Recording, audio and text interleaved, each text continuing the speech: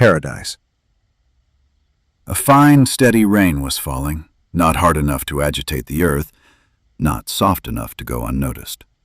Droplets slid down the airport's glass facade, leaving behind thin, trembling trails, like tears no one had found the time to wipe away.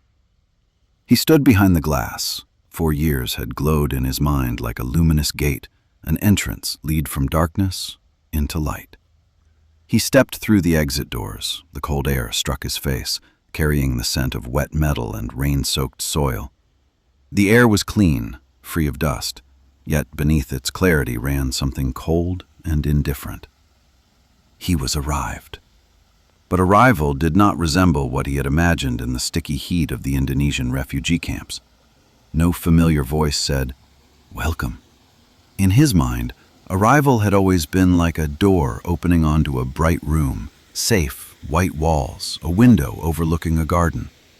A green garden, stirred by cool breezes, birds hopping and chirping in the branches. He had built that fragile fantasy over and over again while standing in long lines beneath plastic awnings, sweat dripping from his temples.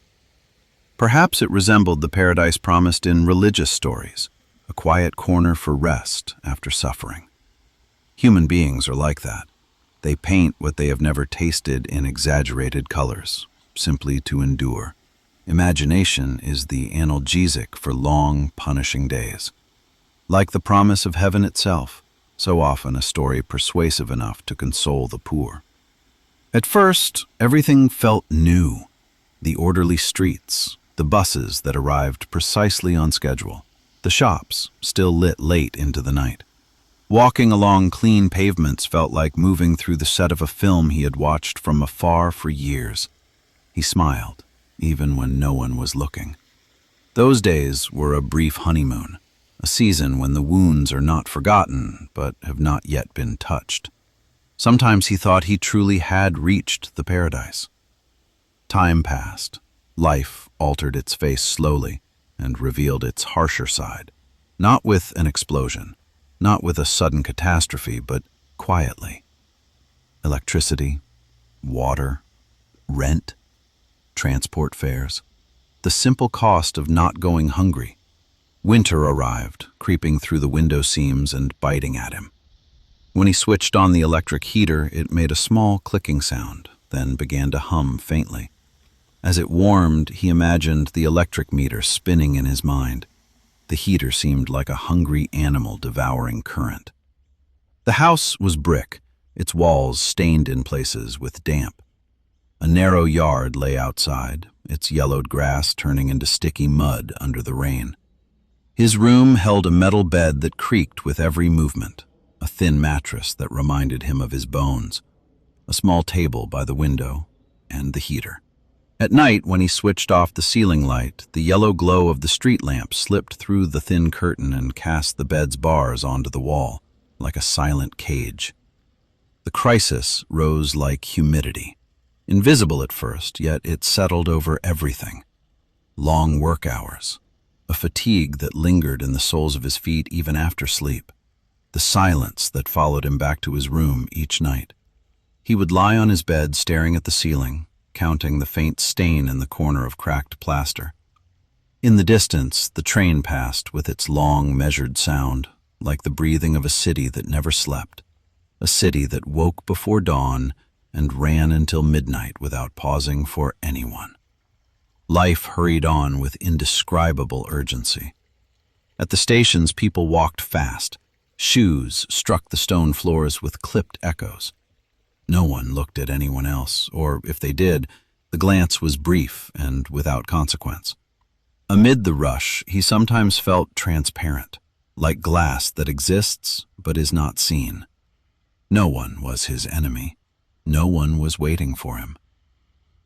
One evening he went down to the river. The dark water fractured and trembled with the reflections of glass towers.